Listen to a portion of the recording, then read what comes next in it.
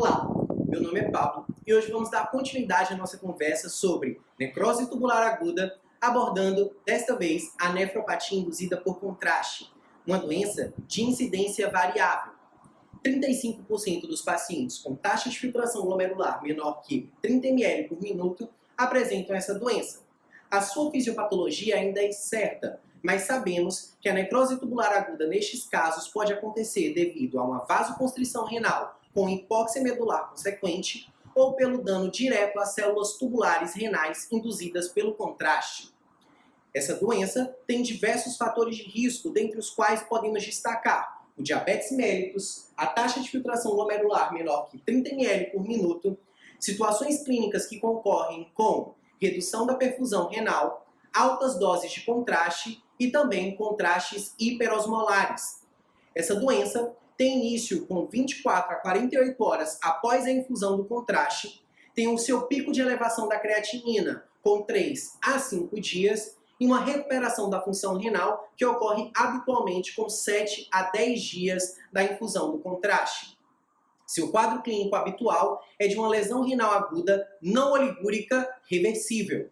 Quando oligúrica, essa oligúria geralmente precede a elevação da creatinina e acontece imediatamente após a infusão do contraste. A bioquímica urinária é muito semelhante à da lesão renal aguda pré-renal, ou seja, com uma fração de excreção de sódio menor do que 1%. Geralmente, a destacando das demais necroses tubulares agudas que concorrem com fração de excreção de sódio maior que 1%.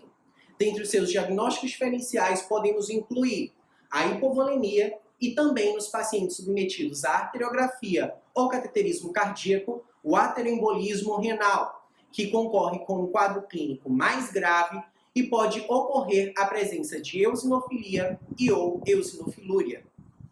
Essa doença geralmente não necessita de terapia substitutiva renal como evolução da gravidade da doença. Cerca de 0,04 a 12,6% dos pacientes podem necessitar da diálise, e nesses casos, os doentes previamente apresentavam diversos fatores de risco, principalmente uma taxa de filtração glomerular menor que 30 ml por minuto prévia ao exame. Esses pacientes tendem a recuperar a função renal, mas apresentam mortalidade aumentada. Não existe tratamento específico para a doença e, portanto, o nosso foco deve ser a prevenção. Devemos realizar a infusão da menor dose possível do agente de contraste, preferindo agentes de contraste hipo ou isoosmolares. Devemos evitar repetir o exame contrastado 24 a 48 horas após o primeiro exame e suspender 48 horas antes do exame IECA, BRA, metformina, diurético, AINE e outras drogas nefrotóxicas. Também devemos acompanhar a creatinina sérica desses indivíduos durante 7 dias após a realização do exame. Nos pacientes sem risco para congestão pulmonar, devemos realizar a expansão volêmica com soro fisiológico a 0,9%, 1 ml/hora por 12 horas pré e pós-exame. Nos pacientes com risco de congestão pulmonar, devemos utilizar a solução de bicarbonato de sódio com soro glicosado a 5%, 3 ml/hora, 1 hora pré-exame e 1 ml/hora por 6 horas após o exame.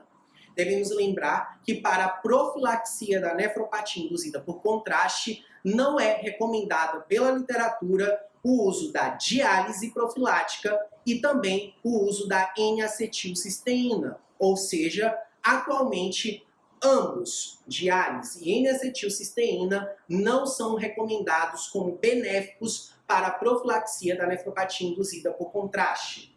É isso, até a próxima. Obrigado.